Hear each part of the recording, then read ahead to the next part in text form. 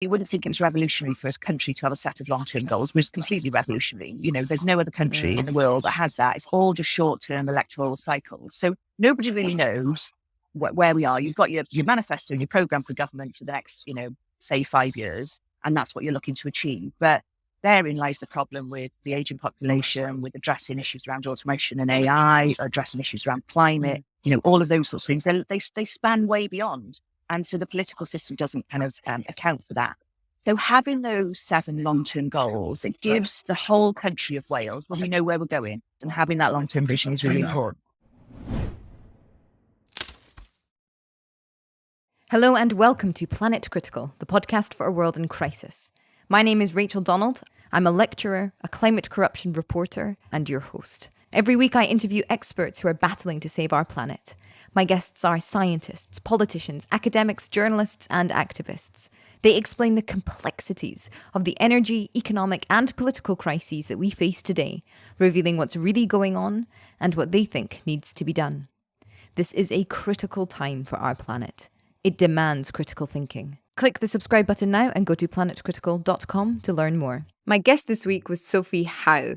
Sophie was the world's first Future Generations Commissioner, where she served the post for the Welsh government for the past 7 years. The commissioner post came about after the Welsh government passed the Wellbeing of Future Generations Act, which brought the climate crisis, the mental health crisis, the health crisis, inequality crisis, oppression crisis into sharp focus and made it law that everything the Welsh government does has to address the well-being of future generations. Sophie joined me to talk through the Act in detail and what they have achieved over the past 7 years. This is an extraordinary interview. The Welsh government has achieved what many of my podcast guests say simply must happen, that we must take a holistic approach to economics, that we must take a holistic approach to well-being, to ecosystem well-being, that we must radically reform the way that we think about our communities, our nationality, art, education, if we are to navigate the crisis.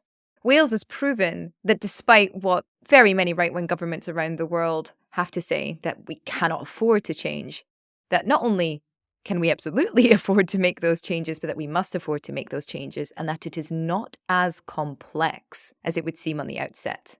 Systemic change is difficult, but it is achievable. And it is certainly achievable when leaders agree to shift their mental framework for understanding their role, moving from thinking about short-term wins to long-term responsibilities. It is really quite extraordinary what Wales has achieved. They've inspired other nations around the world to implement a Wellbeing of Future Generations Act, and Sophie's now working with the UN to create an international framework. This is a piece of legislation that genuinely implements the vast majority of solutions that we know we need on a national level. It really proves that it can be done and should be done. And for those of us who don't have the pleasure of living in Wales, we need to be asking ourselves, why isn't our government doing this? And how can we lobby them to demand it? I hope you all enjoyed the episode. If you do, please share it far and wide. If you're loving the show, support Planet Critical with a paid subscription at planetcritical.com or on Patreon. The link is in the description box below. By signing up, you'll also get access to the weekly article I write, inspired by each interview. Thank you to everyone who has signed up and is supporting the project. I'm a vehement believer in ad-free and open access content, so Planet Critical wouldn't exist without the direct support of the amazing community. Thank you so much to all of you who keep the project going every week. Sophie, thank you so much for making time for Planet Critical. It's a real pleasure to have you on the show. Oh, thank you for having me. So you were the world's first commissioner for the unborn, the Future Generations Commissioner of Wales. How did that post come about?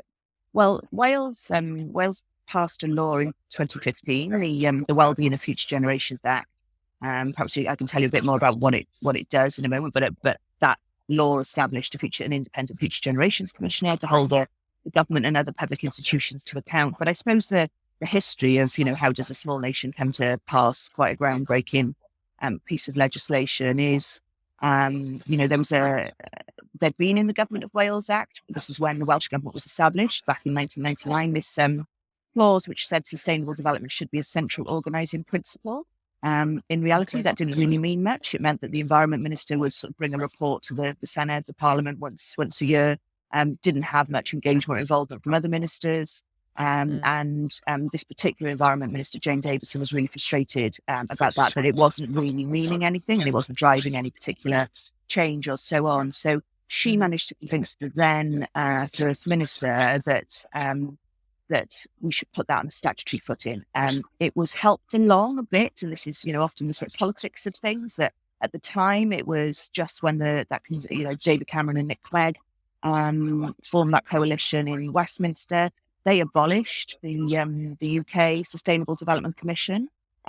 Wales always likes to do things a bit differently, so we said not only will we not abolish it, we'll put it on the statutory footing. So that's how the legislation came about. And then the goals within it, 7 long-term wellbeing goals, which all of our institutions have to take action to reach, they were developed in conversation with the citizens of Wales, where a big conversation was run called The Wales We Want, where the question was posed, what the Wales you want to leave behind to your children, your grandchildren, and future generations to come. So the citizens of Wales came up with the principles that are now the long-term aspiration for Wales. Oh, wonderful. And how did you, just out of curiosity, how did you organise that process, being in conversation with all of the citizens? So the government commissioned a third sector organisation who reached out to all of their networks. There were a range of different things. There were online platforms. There were, town hall meetings. There were, in particular communities ran their own version of that. So there's the Natalie We Want, for example, and they engaged with their communities. We were reaching out to Women's Institute, young farmers, all of these things. And then we corralled all of that information back into the centre and did this analysis of what people were saying to come up with, I think it was 13 different sort of visions, if you like, then, about a more equal Wales, about protecting our natural resources, about the importance of the Welsh culture and heritage and being able to pass that on to future generations. And then through its passage, looking also at what was happening at the UN at that time, the development of the Sustainable Development Goals. We brought that down to 7 long-term wellbeing goals for Wales. Excellent. And I've got those written out. So and correct me if I'm wrong, but they were a prosperous Wales, a resilient Wales, a healthier Wales, a more equal Wales, a Wales of cohesive communities, a Wales of a vibrant culture, and a globally responsible Wales. Is that correct? That's right. Yes. Yeah, that's absolutely right. And none of those sound, why wouldn't you want all those things? They don't sound particularly exciting. But actually, if you look at the statutory definitions beneath them, particularly the statutory definition of a prosperous Wales, that is really taking us off in a much more progressive direction. So it talks about a productive, innovative, low carbon society, one which uses resources efficiently and proportionately and acts on climate change, one which develops a well-educated population with the skills to enable them to access decent work. So, you might note the omission there. Prosperity in Wales, as set out in law, does not reference GDP at all. Right. And prosperity is within planetary boundaries. So, some of those, that's where we start going off on a completely different direction to how things have normally been done. And how is that? Was it that there were a couple of people in government that had a particular vision? Because Wales seems to be way ahead of most other nations in Europe, certainly. Yeah, I suppose, Wales has got quite a history of progressive policy making. And it was quite interesting. The First Minister that I worked for in government, actually, Roger Morgan, described the Welsh as pathologically modest, which is sort of, a good thing. Being modest is a good thing. But also there are these amazing things that Wales does and is renowned for, like we're third in the entire world for recycling.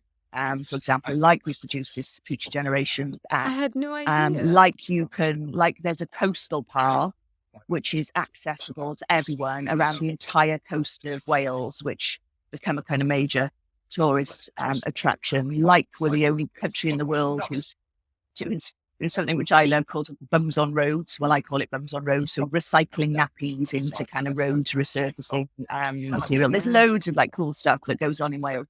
But I suppose, we're pathologically modest. So I think that there is this progressive agenda in Wales. The politics in Wales has been stable. Labour have always been in government since the beginning of devolution. The main opposition, Plaid Cymru, are, to the left centre. And of course, you have your political, what we say in Wales, argy-bargy, your political kind of conflict or what have you. But actually, there is that consensus, even from the Conservatives in some instances, around a kind of progressive agenda for Wales. That is fantastic. And I'm going to ask this as a Scot, and you might not be able to comment on it. But obviously, a lot of politics in Scotland is centered around this nationalist debate. And some Scots, myself included, feel like not a lot of policy making around other important things gets done because of the focus on nationalism. What is the independence debate in Wales, and how have you been able to continue with a progressive agenda that is actually impacting your population without focusing on why not take the independence path instead, essentially, I think is what I'm asking. Yeah, I mean, it's never been as prominent an issue or a desire amongst the Welsh population. Obviously, Plaid Cymru, their mission is for independence for Wales. Over recent years, particularly post-Brexit, and particularly since we've had a Conservative government, I think there's been an increasing move of people describing themselves actually as invi-curious, is a new term that's kind of emerged in Wales. But it's never really gained the traction in the same way that it has in Scotland. And I think, as someone who, comes from a political background, I'm, not a politician anymore. Thankfully, I've, been into rehabilitation and I'm now clean. But actually, I think that the Labour Party actually plays, I don't know, but maybe not played clever politics, maybe that's the wrong term, but they actually embraced the Welsh language. They embraced things that were going to make Wales different and unique. And that has almost sort of, quenched the thirst, I suppose, for a real sort of push for further, for independence and so on. So we're not really in the same place. And maybe, that is what's allowed Wales, therefore, to focus on quite progressive policy agendas. I mean, these are incredibly progressive policy agendas. Before we get into the sort of nuts and bolts of the Act, which I would love to talk through in greater detail, just for anybody listening, and you'll have to correct me exactly on the details, but last week, Wales sort of banned any new road building projects because they were deemed to have too high emissions, and therefore we can't go ahead with them. Is that correct? Yeah, that's absolutely right. So there's a bit of a history to this, which is, clearly linked to the Wellbeing of Future Generations Act. So one of the first big tests of the legislation, and I think it's important to say that, as a Future Generations Commissioner, I can't force anyone to do anything or stop anyone doing anything. I, could potentially, or a citizen or a group of citizens could potentially take the government or other institutions to judicial review for not properly applying the Act. But it doesn't give those sort of direct legal enforcement powers for individuals to say the rights of, my future have been contravened or anything like that. So the first big test was government. The government had these plans on their books for a long time to build a 13-mile stretch of motorway to deal with the problem of congestion at the M4 around Newport. So there's definitely, problems with congestion there. That's without a doubt. And this was just at the beginning of the Future Generations Act. What we're talking here, the things that we're requiring people to do, to think to the long term, to apply a kind of good ancestor test, to prevent problems, to be holistic and joined up in their thinking and their policy making. It's all very well and good to put that on paper, but actually getting people to do that is much, much harder. So they were still going to press ahead with these plans to build this motorway to deal with the problem of congestion. So, the same old solution to the same old problem. And, we all know that what happens, you build a road and we fill it. And, in the next 15 years, you'll need to build another road, and you're never doing modal shift because you invested all your money in roads and you're still, increasing your carbon emissions and so on. So I intervened in that issue and I asked the government to explain to me how they'd applied the Future Generations Act. I asked them to explain to me how they'd applied this definition of a prosperous Wales, productive, innovative, low carbon, non-climate change, so on, how they'd accounted for the kind of carbon emissions around that. I asked them to explain to me how it was in line with the goal of a resilient Wales, which is talks about enhancing and maintaining our ecosystems and nature. The plans were to go through a nature reserve, which would have been irreparably damaged. How is it in line with the goal of a healthier Wales? What have you considered in terms of rates of air pollution? What have you considered in terms of our rates of obesity? So what you need to do with the Future Generations Act, you need to choose the solutions or choose the policies that make the biggest positive contribution to as many of the wellbeing goals as possible. Equally in terms of the goal of a more equal Wales, can you explain to me why you've chosen to build this road and to invest, actually, it's going to be the entire of the Welsh Government borrowing capacity on this road, when 25% the lowest income families in this area don't own a car. So how is that applying the goal of a more equal Wales? You're going to be spending all of your money for something which doesn't advantage at all, the lower income families. So I suppose, cut a long story short, the government really struggled to justify that. And even though it was considered that it was a done deal, this road was definitely going to be going ahead. It had been in the making for probably not far off a decade.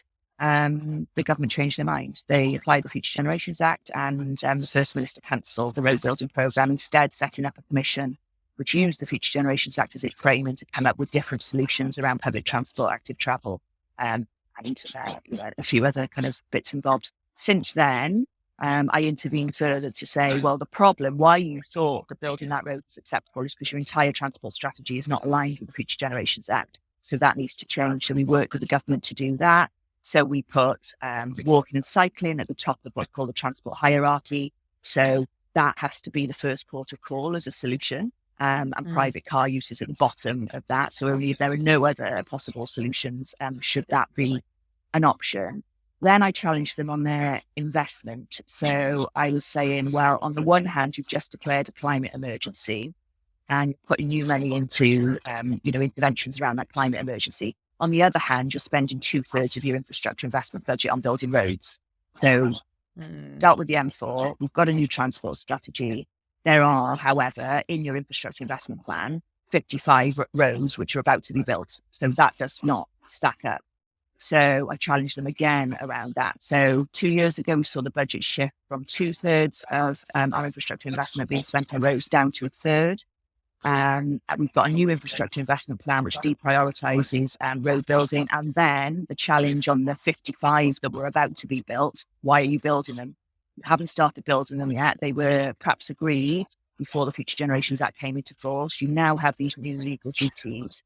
So the government set up a roads review framed around the Future Generations Act to say, should we be building these roads or not? Do they meet the test of the Future Generations Act? And the answer in the main was no.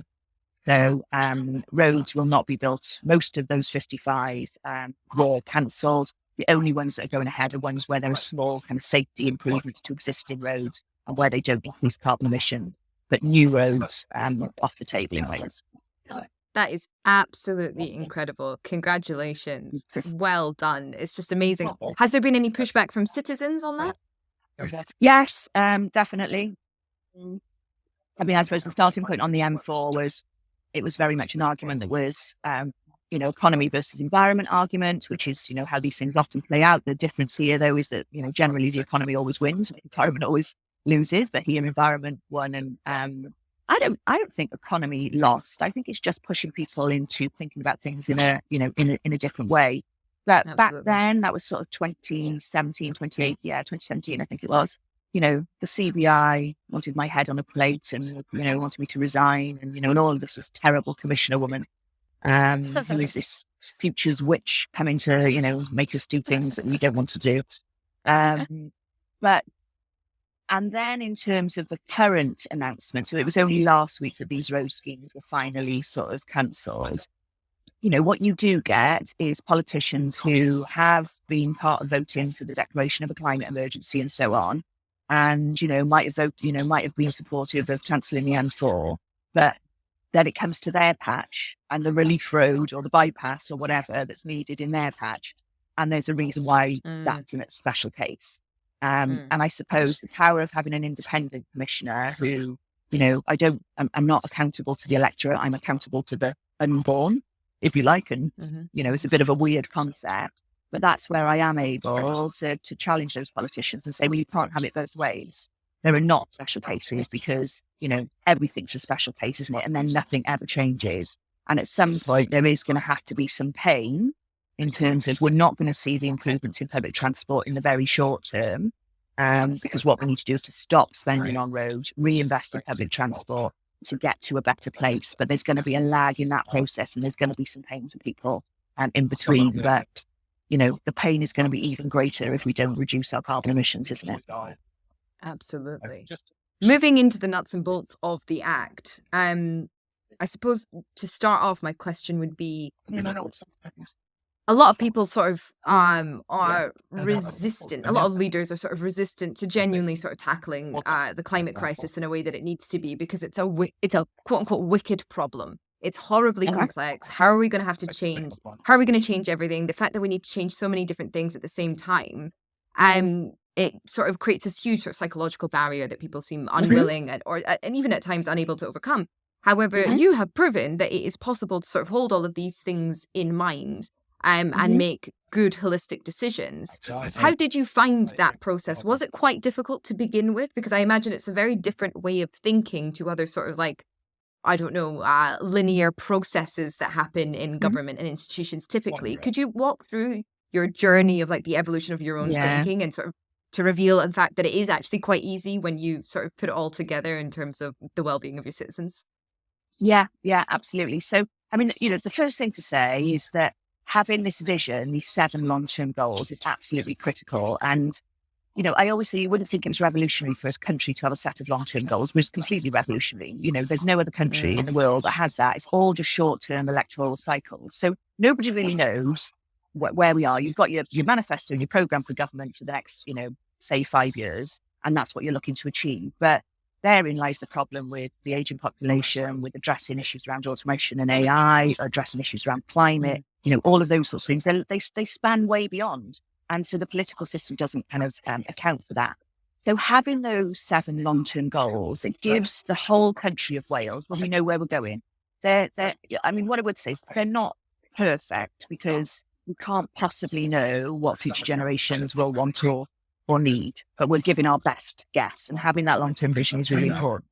So that sets the kind of context of frame and the decisions that we take. The Act then sets out what are called 5 ways of working, or the Sustainable Development Principle.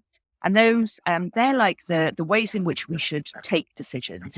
And so they are, we must demonstrate how we consider the long-term impact of the things that we want to do or need to do. So what are the future trends and scenarios telling us? What do we know about potential scenarios around technology, around climate, around, all of these different things. Then we must seek to prevent problems from occurring or getting worse. Prevention is better than cure. That's easy said, less easy done, because it means, again, spending for the long term, investing now to prevent problems occurring later. One of the critical elements then of these 5 ways of working is integration. So this is recognizing that everything's connected to everything. And there's one thing that I've spent a huge amount of my time doing as Future Generations Commissioner. It's joining the dots between different policy areas. I spend an inordinate amount of time introducing civil servants to each other in different departments, to say, okay, we've got a commitment to build 20,000 low carbon homes. That's good. That's a good thing to do. What we now need to join up is there needs to be a skills pipeline to develop the skills to build those low carbon homes, because otherwise we're not going to be able to achieve it. There needs to be a focus on the foundational economy so that we are reaching that goal of giving people access to decent work in community and creating cohesive communities and addressing inequality. So all these different things kind of need to be joined up there. And, I think increasingly I'm seeing that integration happening across Welsh government. And then it's collaboration, so working together, within government, beyond government, with the voluntary sector, with business and so on. And then the final principle is involving citizens in decision-making process. So those 5 principles, in a way, if all decisions were taken in line with those 5 principles, you'd almost sort of reach those 7 wellbeing goals by default, because they're just common sense, long-term decision-making. So that's the framework. We're lucky that we've got a framework to do that. But of course, in the early days of being a commissioner, everyone wanted to just tick boxes. If you saw decision, logs of things, they'd all reference the 7 goals. They wouldn't actually understand what it was that they were talking about. They'd all reference 5 ways of working. Sometimes they were like reinventing the goals and making them up to sort of fit their own, what it is that they'd always done. And my role really is to try and steer them away from a tick box approach to get people really thinking and being inspired by the vision that we've got in Wales and innovating, thinking about how we can do things differently. And there's like, a really good example of that so I mentioned Wales is third in the world for its rates of recycling, and we've set this aspiration to be zero waste by 2050. So what government looked at when they were setting the zero waste strategy is how do you reach zero waste in a way which maximizes the contribution towards 7 of the wellbeing goals. So how do you reduce waste and tackle some long-term health issues? It's not a thinking that will generally happen. So our approach to reducing waste is things like government investment in the library of things. So communities are coming together to borrow things that they would otherwise be buying and adding to their carbon footprint and so on. Now, that reduces waste. It also brings communities together. It also saves people money. And things like repair cafes. So go along and get your phone, your microwave, whatever it might be, repaired. And those community cafes are also helping to tackle loneliness and isolation, because you've got people in there who are volunteering. You've got people in there who are coming to bring their things, school uniform swap shops. Instead of all of that school uniform going to landfill, they're being passed down to the next year, which means that parents who can't afford a school uniform are spending £1 on school uniform rather than 50, and it's not going to landfill. So when you apply that holistic framework of how do we do this thing we need to do in a way which is going to have this broader, bigger impact, and that's when you start to see some magic happening, I think. That is absolutely amazing. I'm just cheesy. It's just I speak to so many people on this podcast, so many experts, and these are the things that they say must happen in government if we are to navigate the crisis. And it is so exciting and inspiring and hopeful to see a government actually enacting that and to prove it's not all that hard. Yeah. I mean, are there other governments that have sort of come to Wales and said, we're very interested in this, we see it working, can you help us figure out how to do it for ourselves? Yeah, absolutely. So you'll be pleased to know this if you don't know already, but the next one will be Scotland. So the SNP had a commitment in their manifesto to have a Wellbeing of Future Generations Act. So that's currently in development in Scotland, and we're liaising and working with the Scottish government on that and sharing the warts and all lessons from Wales. There was a private member's bill in the UK Parliament, which was led by Lord John Bird, who was he's the founder of The Big Issue, and he's in the House of Lords. He came to Wales. We happened to share a platform at a conference, and he was like, "Wow, this is amazing. We need this act in the UK." Laid a private member's bill.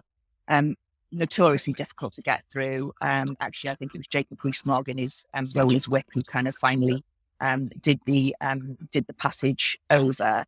But it started to build a movement, and I think there's some real opportunities there with potentially a Labour government in the next few years. Ed Miliband, for example, is a real fan of the Future Generations Act and so on.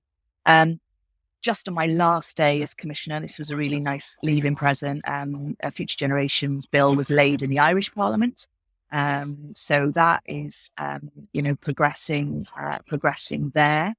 And then I suppose one of the most exciting developments is we've been doing a lot of work with the UN to try and get the UN on board with this, because the power of the UN setting this as a sort of standard in having kind of trickle-down effect. So at the beginning of last year, I think it was, the UN Secretary General proposed in his it's called Our Common Agenda, his policy manifesto for the UN for the next few years, that there should be a UN declaration for future generations. So that's currently being worked up and negotiated. We're expecting that in 2024.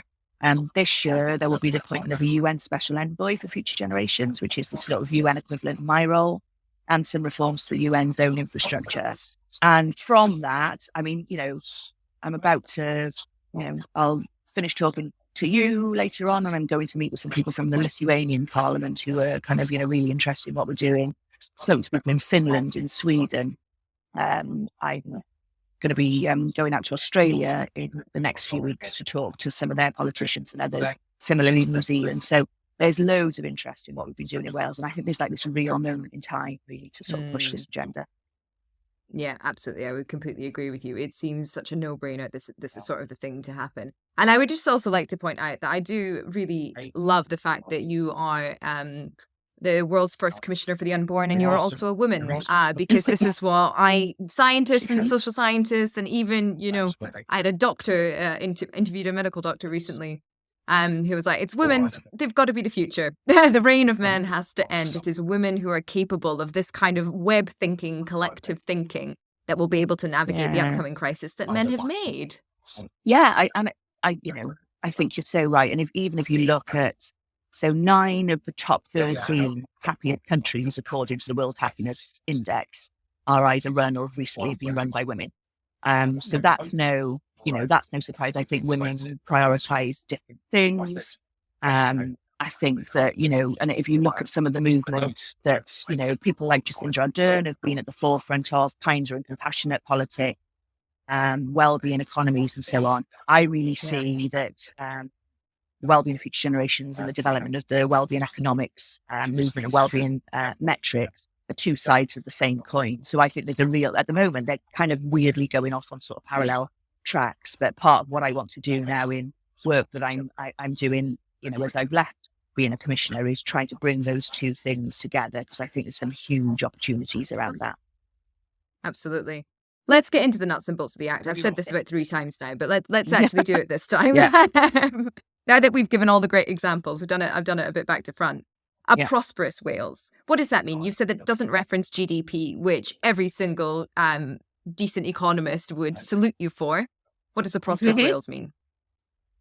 Well, I mean, it's basically, it's what it says in the law. It's productive, innovative, low carbon society. It's a society that uses not beyond its share of resources.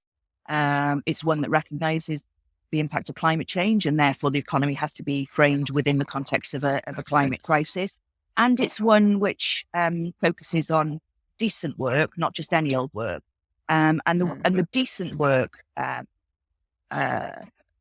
terminology there is really important, because when you then link that back to achieving the other wellbeing goals, decent work is really important. So decent work is a massive contributing factor to our physical and mental health and well-being. It's a massive contributing factor, obviously, in addressing inequality and so on. Decent work has the potential to, regenerate and reinvigorate communities and so on. So that's why those sort of specific definitions are really, really important.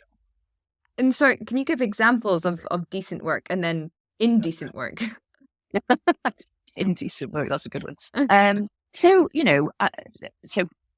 a big sort of strategic policy level, the Welsh government have something called the economic contract. So where they are giving money to the private sector. So pre-COVID, I think there was like 800 private sector organisations in Wales that had some government grant or another. Obviously, during COVID, that went up massively.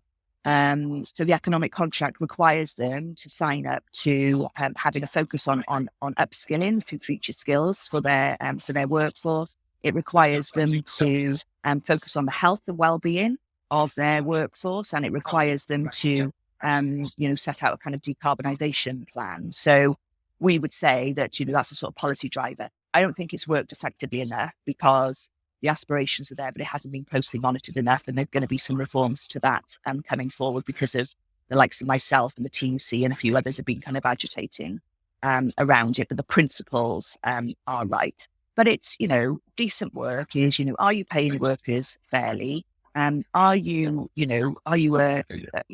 adding to the climate crisis, or are you helping to resolve it? What does the sort of profile of your workforce look like in terms of women, disabled people, Black, Asian, minority ethnic people? What are the sort of broader terms and conditions for your workforce, and how well do those broader terms and conditions help us to reach those 7 wellbeing goals? So those are the sorts of definitions of decent work. And there's actually another piece of legislation which is just going through the Senate at the moment, called the Social Partnership and Procurement Bill. That puts on a statutory footing a social partnership between government, business, trade unions, and other sort of public sector employers. And there's some really interesting things coming out of that. For example, during COVID, that Social Partnership Council was established. And I think that was one of the most significant reasons why Wales really outperformed England, for example, on test, track and trace, because we were doing it collaboratively across that partnership.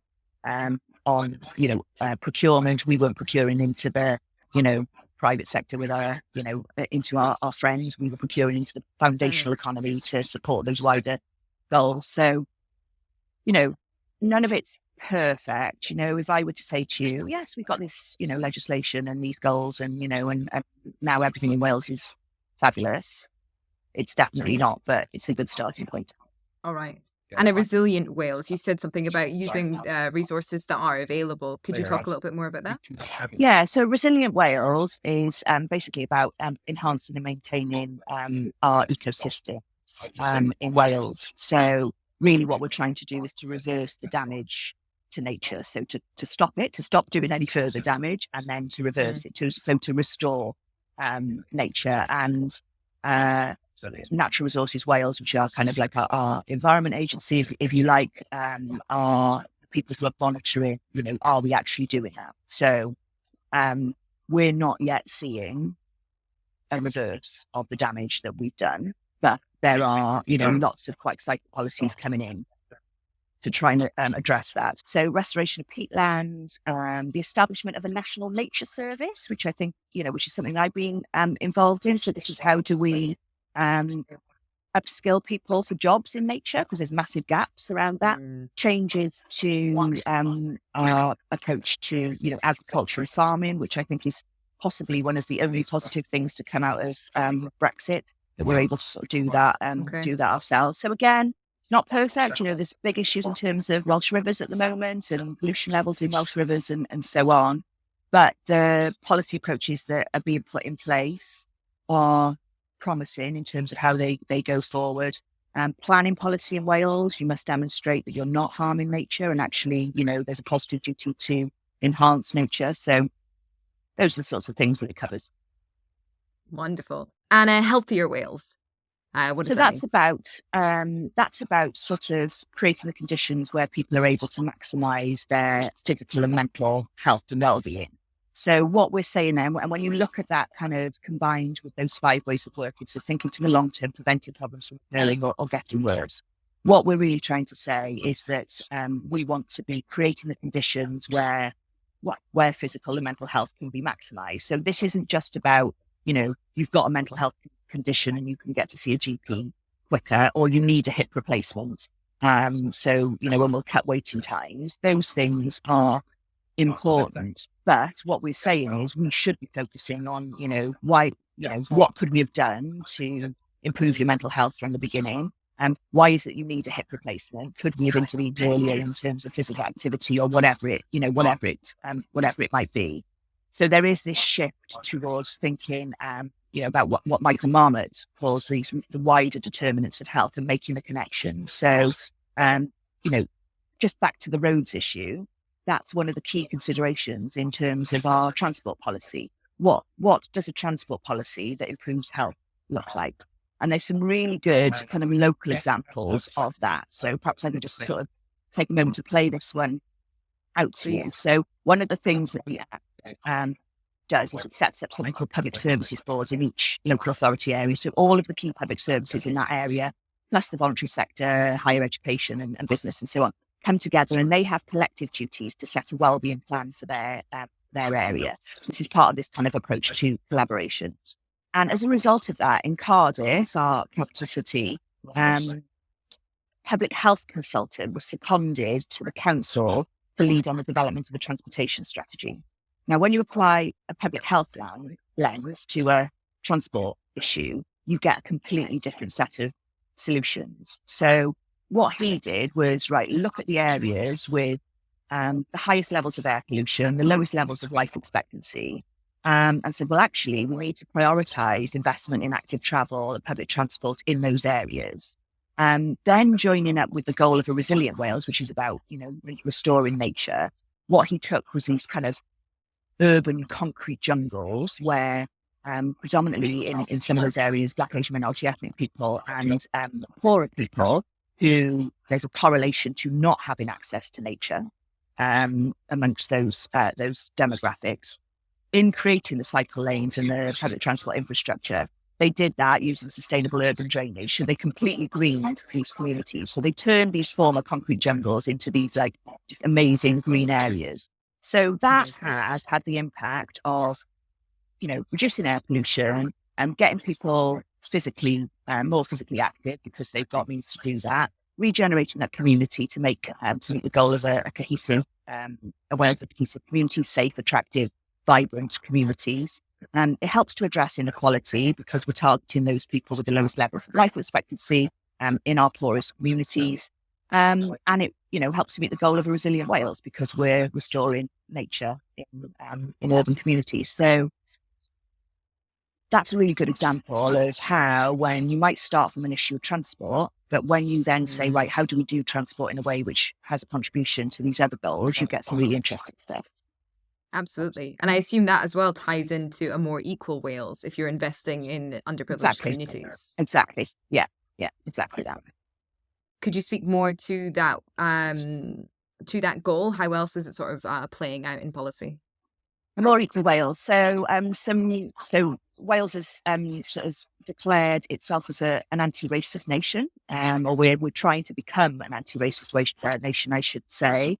I think there's some quite distinct differences, for example, in terms of the quite honest approach that the Welsh government have taken about where we are in terms of racism. So, we have this aspiration to be an anti-racist nation because at the moment, I think probably every nation is a racist nation, including Wales, because you've only got to look at all of the statistics around how, various things play out for Black, Asian, minority ethnic people. Wales has become the first country to have Black history as a mandatory part of our school curriculum, which is really exciting. And this anti-racist Wales plan, permeates every aspect of what sort of public policy does, from, recruitment, workforce diversity. It's setting up a racial disparity unit so that we're across all of our policy areas able to track, where are these racial disparities. It's similar to what's happening in other parts of the country, review of, monuments and things like that to sort of sense check around anti-slavery. And that anti-racist Wales approach is being built into everything that the government is asking public institutions to do. So if it's giving, in the money that it gives to the Arts Council, for example, it's saying, you have to apply the Future Generations Act and, here are specific things on the goal of a more equal Wales. In terms of women, there are long issues still outstanding for women, particularly around violence against women and girls. When I worked in government, I took through a violence against women and girls bill in Wales, which was quite progressive, but it's probably not making the impact that we want to see. So again, embedding education on healthy relationships in school curriculums. We have a big approach in Wales around identifying domestic abuse victims and so on earlier. There's lots going on, but still is one of the big unsolved issues, in my view. And what does that education look like? So this is one of the things I'm kind of most excited about. So in Wales, we've reformed our school curriculum in line with the Future Generations Act.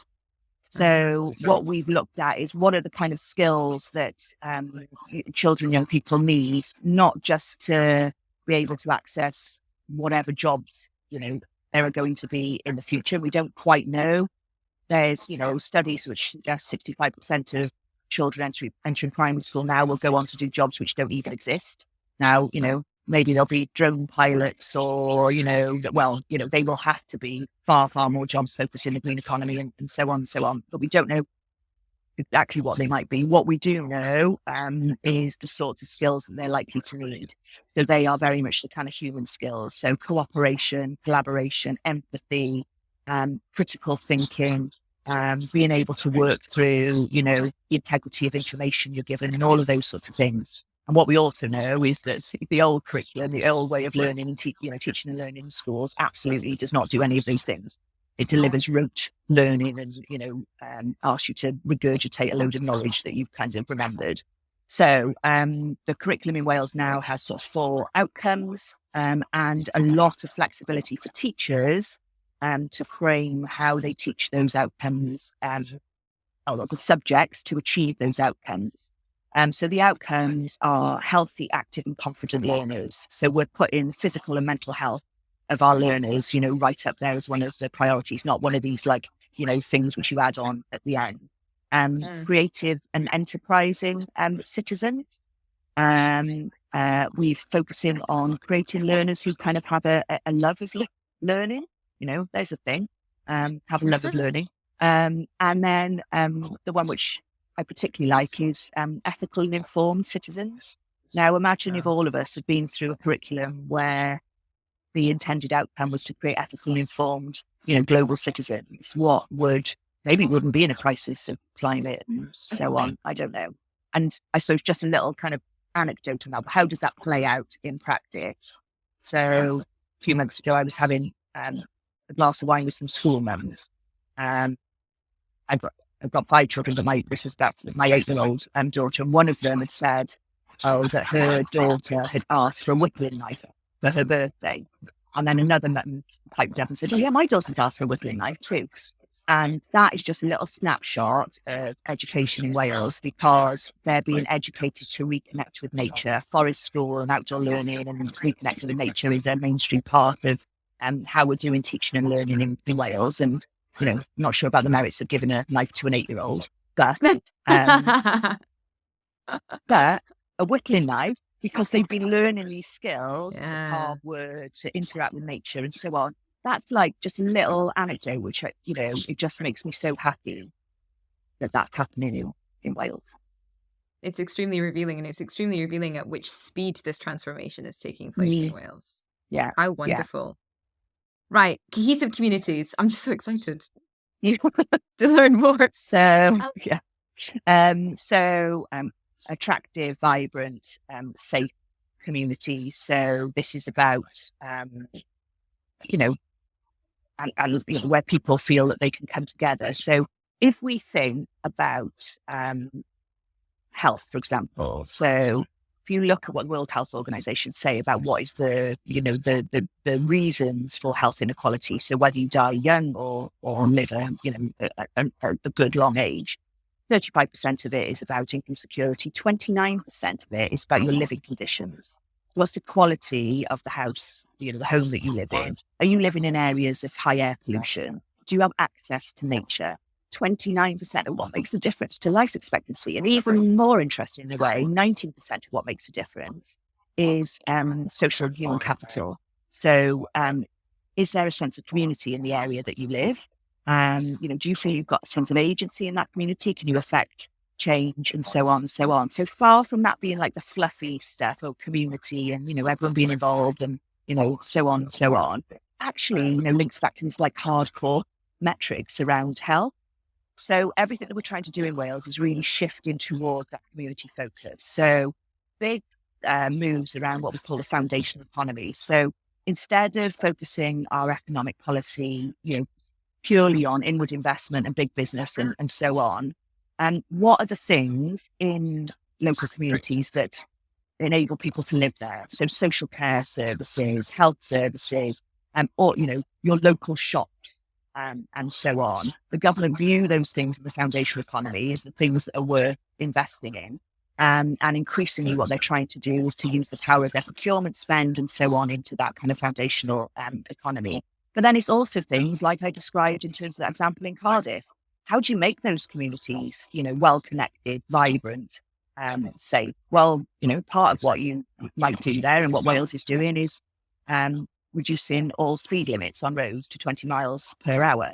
That makes communities much safer. Investing in public transport and active travel, that makes them more connected. Doing that in a way which greens them, makes them more attractive and more viable, and and so on. So it's about all of these things kind of coming together. Wonderful. And how does that link to Wales's vibrant culture? And it's about protecting the Welsh language as well, isn't it? Mm-hmm.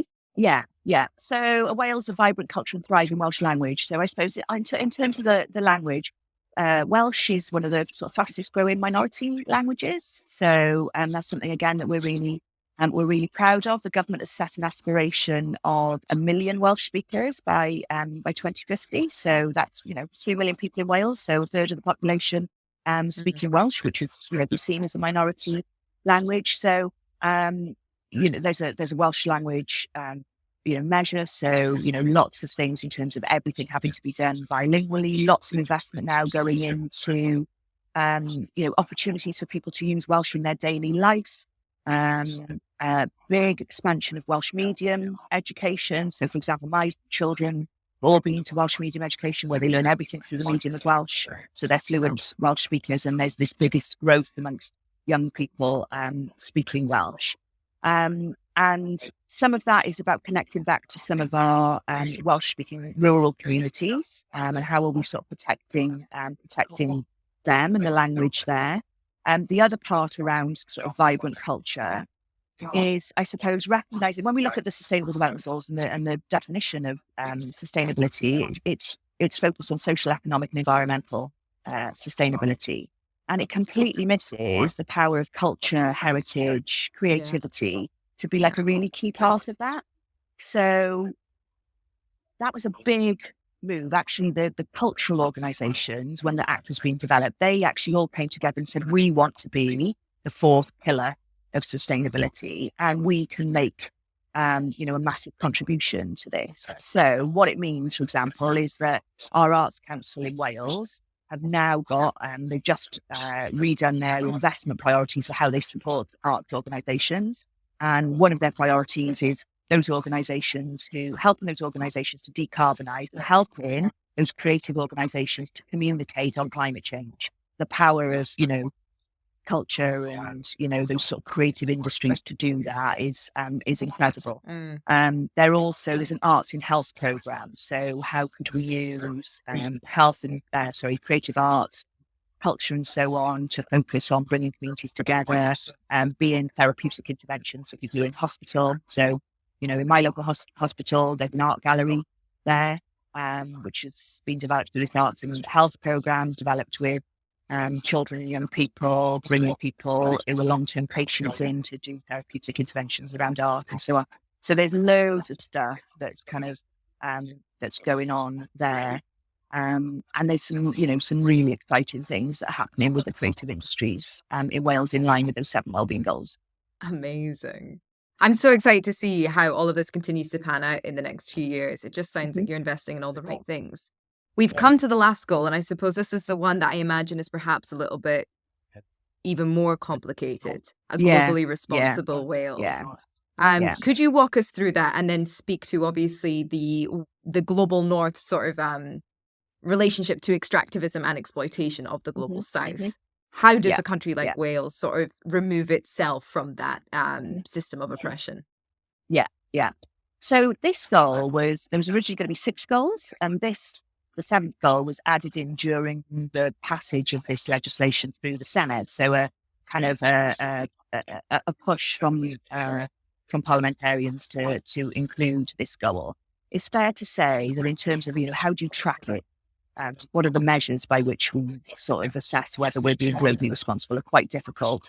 The big measures link back actually to climate and that goal, particularly of a prosperous Wales, and whether we're meeting our emissions and so on. But it's more complicated, of course, because Wales doesn't have devolved competency around foreign policy and so on and so on. But what we can do is use the power of procurement to be, and this is where, I've done some particular work looking at what does globally responsible procurement look like. So, what the, where are the things you're buying, where are they coming from, and so on. So organisations are kind of increasingly moving in that direction. Some of the things that we're doing are, so there's something called the plant scheme, which is a great word in a number of ways, because plant is the Welsh word for children, the Welsh word for child, and also plant. So for every Welsh child born, a tree is planted in Wales and in Uganda. As part of this sort of part of this program. So we have planted trees to, I think we're up to about 3 times the size of Wales now, Okay. in Uganda. There are Wales for Africa programs whereby we are supporting people with expertise in a range, could be health or could be a range of different things to support initiatives in the global south. And yeah, I think we probably, it's one of the goals that is least understood, I would say. And people are a bit like, what do we do? And it's a bit confusing because Wales doesn't have all the powers and all the levers that it might want to have in these areas. But in terms of, some of the things it can do, there's some interesting approaches. Okay. And if Wales was independent and had sort of, control over its foreign policy, is there an idea of what that goal would look like? I mean, I don't know if that has really been kind of thought through. I mean, Wales, I suppose, like Wales is a nation of sanctuary. For example, we take a much different approach to, to immigration. We take, and refugees, asylum seekers. Back years and years ago when there was all of that sort of debate around asylum seekers' access to healthcare and those sorts of things. That is an area where Wales has obviously got devolved competency, and there was no question whatsoever that yes, absolutely, that access would be there.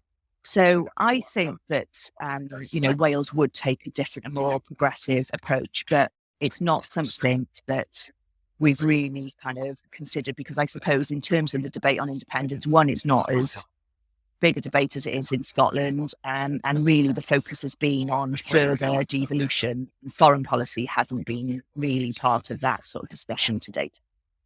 All right. Okay. Understood. I think the question in terms of when we think of like our international sort of globalized financial system of capitalism and extractivism, it is, well, how do we sort of continue developing our own nations in like a healthier and more prosperous and resilient way that doesn't detract from very, very vulnerable nations that haven't been given the opportunity to do the same. Yeah, absolutely. And I think Wales would definitely be part, Wales is in COP in Glasgow, Wales signed up to the anti-coal coalition. There's been quite a number of meetings between Welsh ministers and Indigenous people who are concerned about deforestation and so on, and some commitments there in terms of the Welsh approach to procurement. But, is there more that we can do? Yeah, absolutely. I think it's more complex in a non-devolved context. Then. Absolutely. So what's next for the future commissioner? So there's a new commissioner who's just about to start his role on the 1st of March, someone called Derek Walker. His background is he was previously heading up an organisation called Prosperous, which is the kind of Wales cooperative umbrella body for social enterprises and cooperatives in Wales. So he will bring, a really interesting perspective there. I think, and it'll be up to him. He will do he's planning to do a big sort of exercise in terms of setting his own priorities, as I did at the beginning of my term. If I was having my time again, I think food would definitely become a kind of major priority. I think probably important to say I had to narrow down the areas that I focused on because there isn't anything that isn't covered by the Future Generations Act. And so, I couldn't do it all. So I sort of set these priorities around housing, planning, transport, and then jobs and skills and education, reforms to health and tackling childhood adversities with kind of climate and decarbonisation as the golden thread running through them all. But definitely, I think I would be focusing on food. There's a private member's bill on a food systems strategy and approach in the Parliament at the moment. Weirdly, the government don't appear to be supporting that, which I can't quite fathom why. I'm a big supporter of it. And then, I think there's going to be some massive issues in terms of health. So health post-COVID, how do we deal with this ongoing crisis in health whilst also shift towards prevention and more holistic thinking around health and so on. So there's a health minister in Wales, Lynne Morgan, who is really passionate about that. But herein lies the problem with everything really that you're trying to do is that when governments are just continuing, veering from one crisis to another, trying to find the headspace to do different things is really, really difficult. But, you know, we've got a framework in Wales which pushes them in that way, but that doesn't mean that it's not incredibly difficult. Absolutely. I wonder if in some perhaps not so distant future, this act will kind of reform Welsh politics as well in order to force politicians to stop thinking about these short-term electoral goals. Yeah, well, so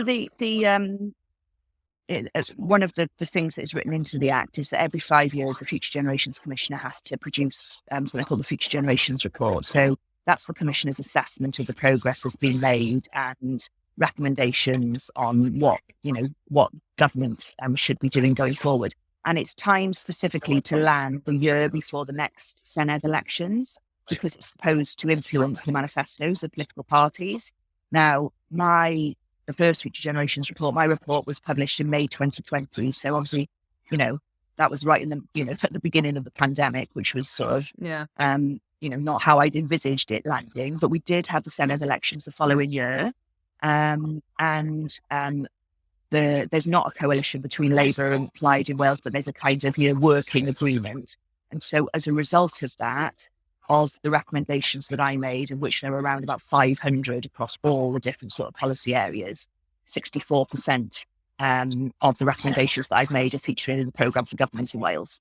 So that's not a bad kind of indicator of how perhaps it was changing the nature of politics in Wales. Wonderful. And Sophie, what's next for you?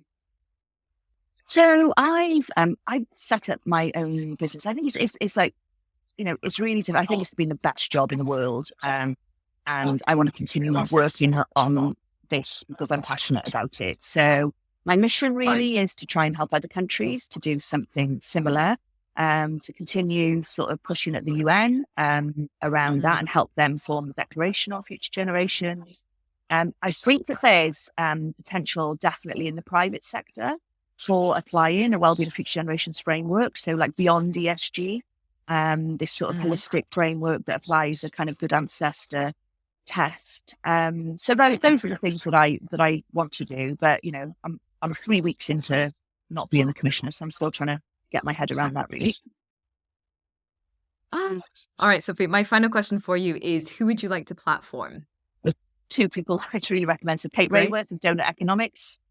I've had her, yeah. And actually, weirdly, this is her partner, Roman Snarik, who has written the book, The Good Ancestor. Big fan of his work, and often we end up on the sort of same platforms together. We bounce ideas off each other, and Roman is a philosopher, so I suppose this is sort of theory of it, and then I sort of come in and do a bit of practically this is how it's happened in Wales. So yeah, it's really interesting. Wonderful. Sophie, thank you so much for your time. This was just extraordinary. Oh, you're very welcome. If you want to learn more about the Future Generations Act, I've put links to everything in the description box below. Remember to subscribe to this channel if you're new here and share the episode if you enjoyed it. If you loved it, support Planet Critical on Patreon, where you can also read my weekly essays inspired by each podcast interview. The Patreon link is in the description box below. As always, thank you to the Planet Critical community who support the show and make all of this work possible. Thank you all for listening. I'll see you next week.